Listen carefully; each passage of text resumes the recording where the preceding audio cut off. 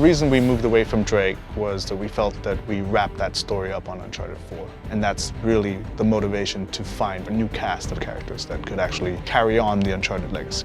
Uncharted is more than just Nathan Drake, and I think maybe makes people think a little differently about the Uncharted series as far as what they think of when they think of Uncharted. We started trying to keep it short. We started trying to keep it contained. But like all Naughty Dog games, you know, it's story-driven and we need the time to tell the story accurately. We needed to go into the past, dig a little deeper than, you know, the surface, and it just blew up. We started expanding to get character arcs developed, and before we knew it, it's a full game. We're treating it as seriously as an Uncharted game. The game could stand on its own as an entry in the series. It's going to be the sum of Uncharted's in terms of gameplay experience with some of our beloved characters, some of the most fan-favored characters. Well, there were many ideas on the table, like Sullivan and Sam's story, but they all were very closely related to U4, so we wanted something that was fresh, something that was new, and Chloe, being a fan favorite, we thought we would explore her story. Then we thought about, okay, well, who would be a good pairing with Chloe Fraser? We were like, well, what if Chloe Fraser wanted to explore her past, go back to India, to her roots, and what if she needed someone like Nadine Ross as a partner? We find these symbols. We find the tusk. And then that was the kind of jumping off point of these two interesting characters together. We can put them wherever we want. We know that there's going to be fun stuff happening, and Chloe is more improvisational. Nadine is more logical. We know that there's going to be great conflict if we throw those two together. That's supposed to happen? I know.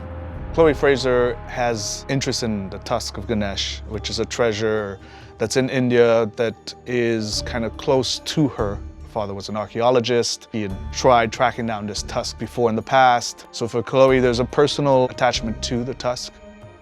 For Nadine Ross, she is on the verge of bankruptcy. She's lost Shoreline, and she desperately wants to regain control. That's where the characters start. Because of Nadine's military background, particularly with our villain, Sav, Chloe's brought her in to kind of help her out. He's just another warmonger with no war to fight. No, you don't know him like I do. He changes location and routines by the hour.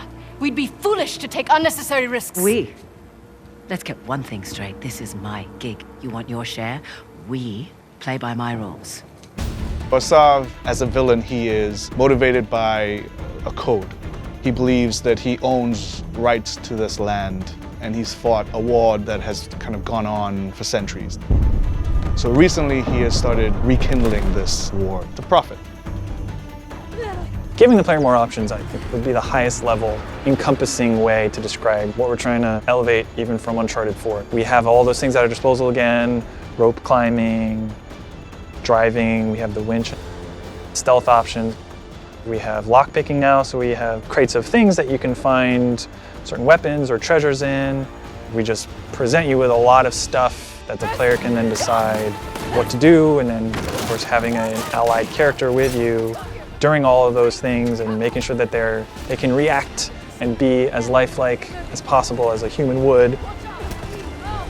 We're taking advantage of the buddy system by integrating more of the narrative.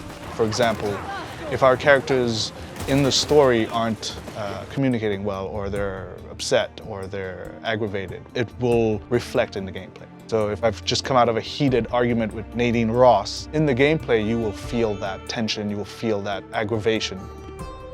The challenge for us was this player-driven space. It's not open world, but it's vast, and you have player choice that you can go and experience it differently. There's things to find a true sense of exploration, but the goal being that you're just exploring and freely doing things, and then the story is still progressing in the way that they would expect from an Uncharted game. It's something we've never really done to the level that we're doing now in Uncharted.